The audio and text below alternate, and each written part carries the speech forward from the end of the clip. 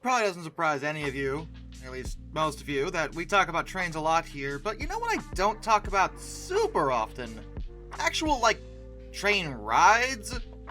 Like, the actual riding of the train.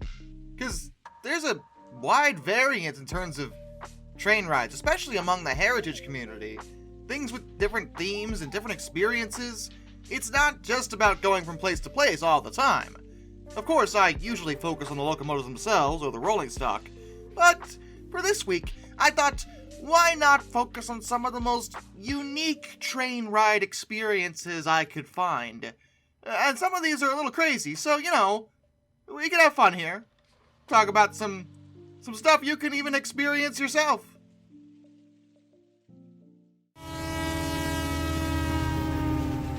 The Broadway Show Tunes train.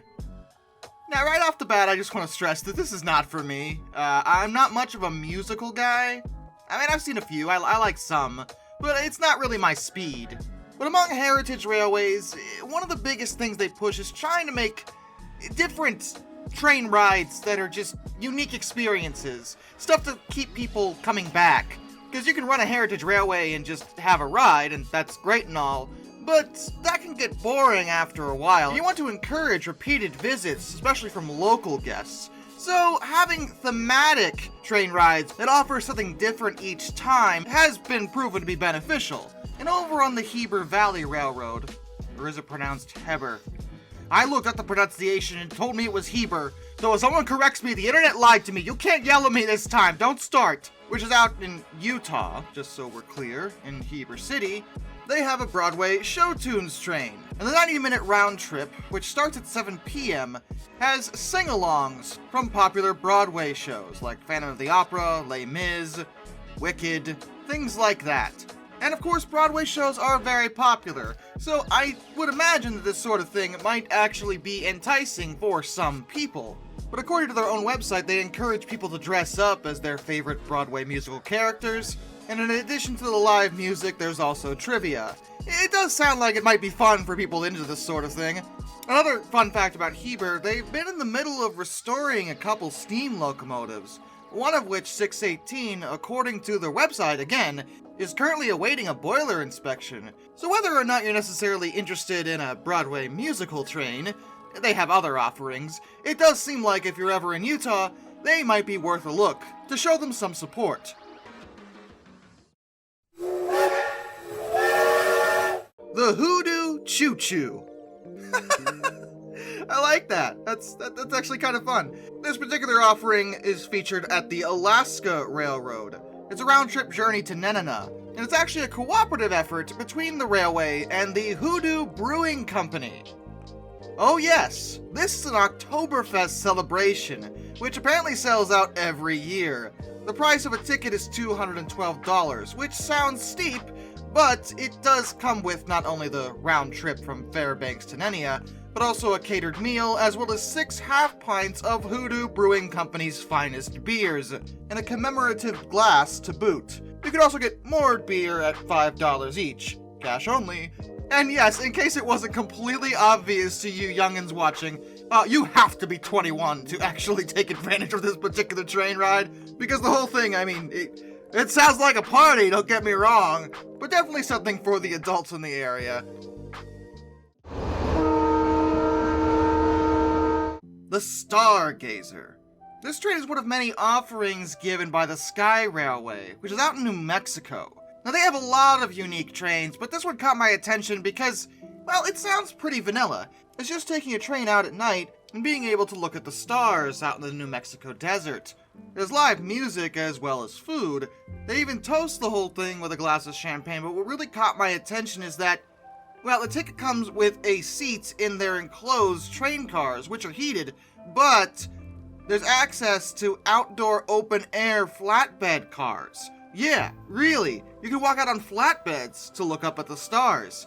That's pretty unique. That doesn't happen very often. And yes, obviously these flatbeds have been modified with, railings so people don't fall off. There are basic safety regulations being followed here, don't worry about that. But I just think the idea is really cool. and the experience lasts between 2 and 2.5 hours, so it does sound like a fun ride, though it does go rain or shine, so make sure you check the weather report before you book your tickets. The Techno train Nürnberg. Alright, now we're getting to really crazy nonsense. This comes to us from Germany. Germany really likes techno music. Like, a lot. And I'm not super into techno generally. I mean, I like a few things. If we're talking about electronic music, I'm more of an industrial guy because edgy. But this annual electronic music event that happens in Nuremberg, Germany, is literally a train that is equipped with high-end sound systems and features performances from top techno DJs.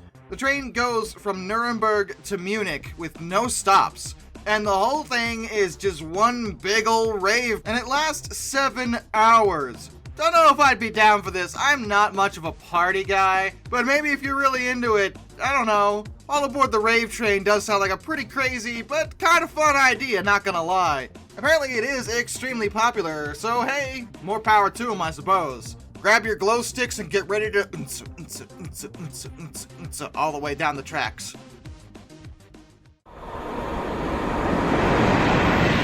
The Iron Ore Mauritania train. Now I want to preface this last one with a couple of things. First of all, this is easily the craziest one on the list. Second of all, I absolutely do not endorse it whatsoever. There have been a few online influencers that have made it a point to actually take this particular mode of transit because views are great, and some have even gone on record saying that it's perfectly safe, but I don't endorse this idea at all. This is not safe. It is absolutely in no way a good idea. Do not do this. I do not care what the locals say, because the Iron Ore Mauritania train is not really an official passenger train in any way.